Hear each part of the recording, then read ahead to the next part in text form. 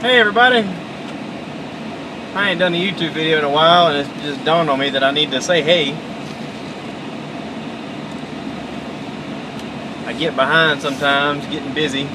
Work has been tremendous this last couple of weeks. We're getting up for summer. This weekend is Memorial Day.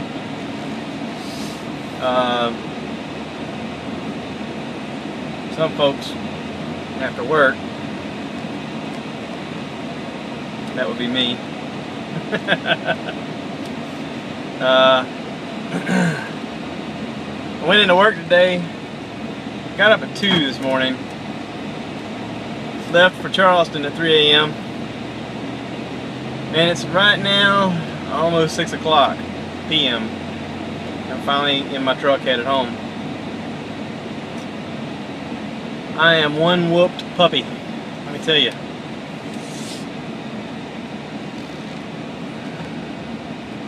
I've been listening to podcasts lately. I never knew about the world of podcasts until recently. I guess in the last few months. I downloaded the app on my phone, and people often ask me, what do you record your stuff on? I record all this on my iPhone. So yeah, I got this neat little spot up here beyond the steering wheel, a little shelf where I'm setting my phone so I can do this while I'm talking, and I'm just trying it out to see how it works. So I might just call this video going home from work and trying out my truck shelf camera doohickey space. Kind of a long title, don't you think? Yeah, it might do okay. Anyway, listening to podcasts, it's kind of entertaining. It's helping keep me awake. But you know, I'm listening to these comedy guys, Pete Holmes, Bert Kreischer,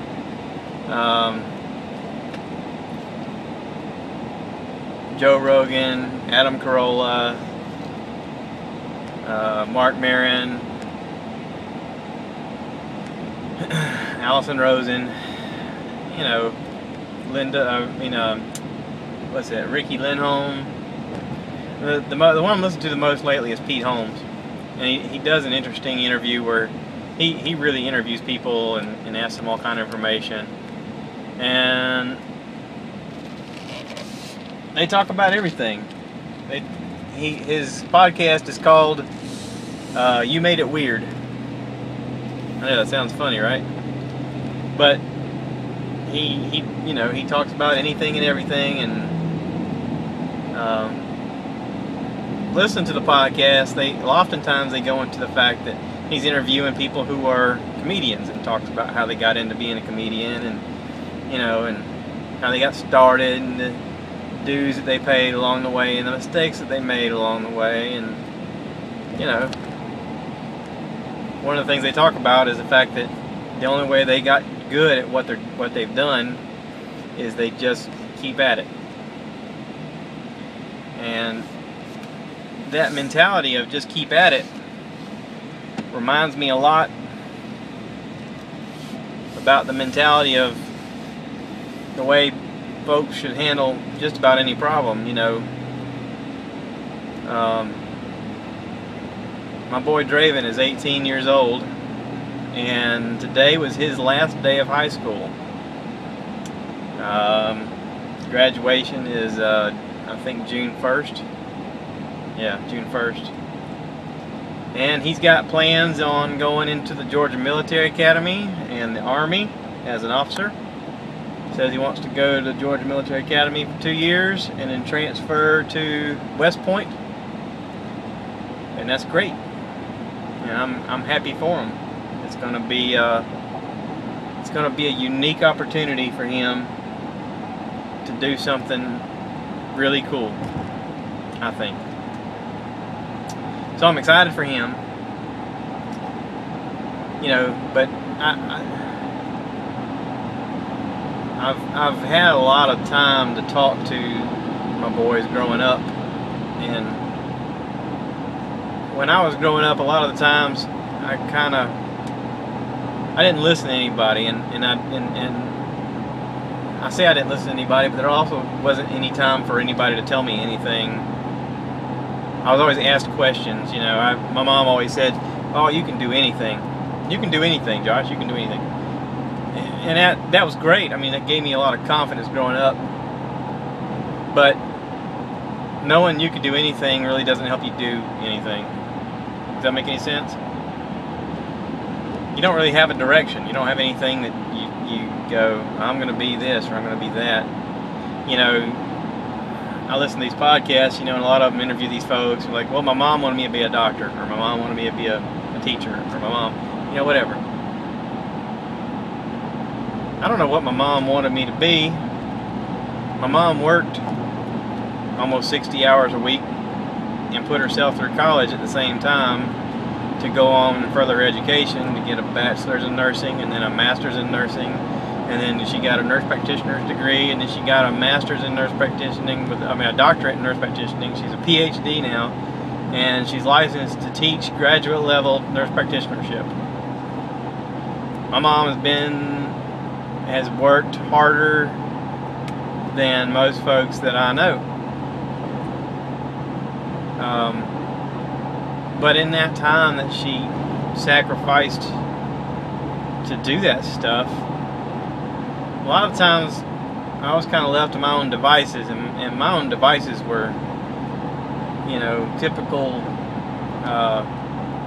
you know, reptilian brain boy crap. I was getting into trouble and trying to find a way to chase down girls or drink when I wasn't supposed to, and you know, I didn't really know what I wanted to do growing up. I still don't know what I want to do when I grow up.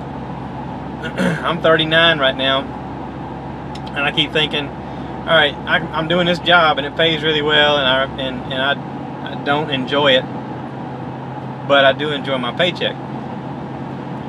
But my job is extremely physical, and it takes a lot of time away from my family. And I can justify the time away from my family with money, because through learned behavior I saw my mom do it. And I don't want, Mom, if you're watching this, I don't want you to take that as a bad thing. That's a good thing, okay? Showing me that kind of work ethic and seeing the rewards of my work in the form of being able to pay all my bills ahead of time, take care of my family, and plan for vacations, and put money up for rainy day. And you know, I'm glad I learned that, because there's plenty of folks out there that don't do anything and they expect to be given everything, and that just ain't the way it works. Not for me anyway. When I was young, I used to spend a lot of time with my nana. That was my mom's mom. My nana told me, she said, Josh, there are two types of people in this world. There are givers and there are takers. She said, and your mama is a giver. And I think that was the first time that somebody put into my head what kind of person I should be. I was always told that I was, when I was little, they used to call me little old man, because I always seemed to look at things a different way and take time to ask folks how they felt, and they always told me that I was an old man even when I was little. But I have a lot of empathy for folks, and I have a lot of caring for folks. I try and look at it through their eyes and see what they're going through. And I think that looking back, my nana was trying to tell me to admire my mom for her sacrifices that she made. I think in her own way, she was trying to tell me, appreciate what your mom does. She didn't say it, but I think that's what she was hinting at. You know, and my nana and my papa both grew up very rough. They grew up during the Depression. You know, parents died young. a lot of siblings. The siblings decided to take care of each other. They all worked factory jobs or worked in the fields, picking cotton, picking tobacco, whatever they had to do to fend for each other. And because they went through the Depression together and they built this life together, they instilled in their kids that hard work ethic. I'd like to say that because of that all three of the kids turned out exactly the same and they're all awesome and kicking butt, but it really only took with two. It just goes to show you, no matter what kind of parenting you do or what kind of examples you try to set, your kids are going to do whatever it is they're going to do. You can't live their life for them. You can give them all the tools they need. You can tell them what they need to do and set them on the right path, and they're still going to do whatever it is they're going to do. You know.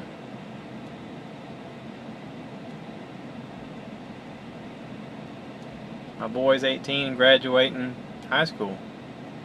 That's a huge step. And he's got a plan on what he wants to do in his future. That's a huge step. And the cool part about it is he did it without me fussing at him or yelling at him or anything. About a year ago he moved out, moved in with his grandma, with his mama's mom.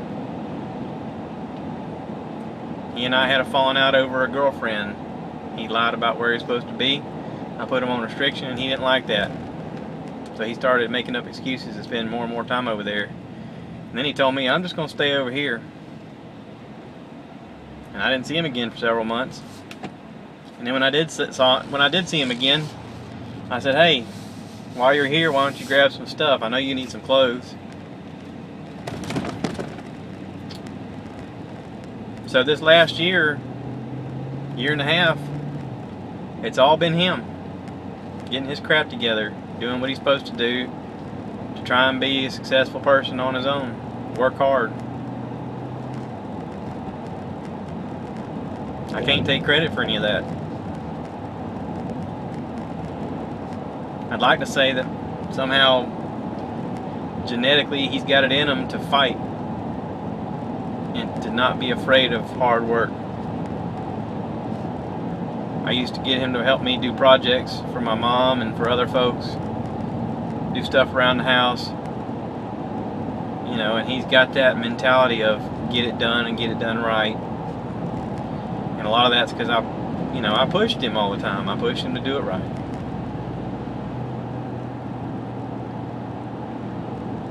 I think I got that from my mom, from her doing the same thing. I didn't do it with that idea, but I did it out of habit, and maybe some of that rubbed off. I don't know. Anyway, I don't know what I'm talking about. I'm just rambling here.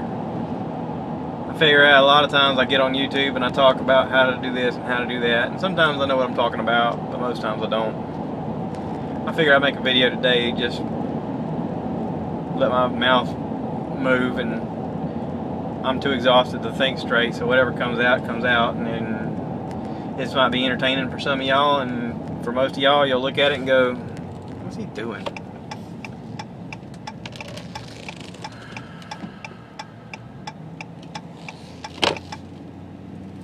But for some of y'all who know me, this might be beneficial to you in some way. My son might see this, or my mom might see this and say, huh, okay. I think I may have to cut a tree down.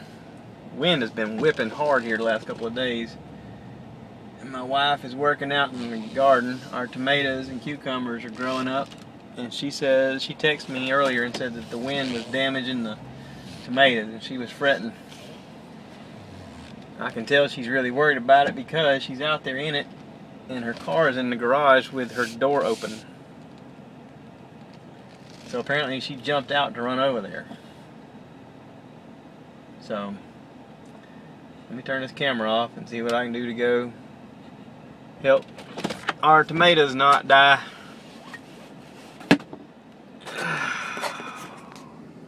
That works pretty good. Alright, so I've been awake now for 12. I've been awake now for what, 14, 15, 16, 16 hours. I think I'm gonna go take a nap. I might post this later. I might delete it. I don't know.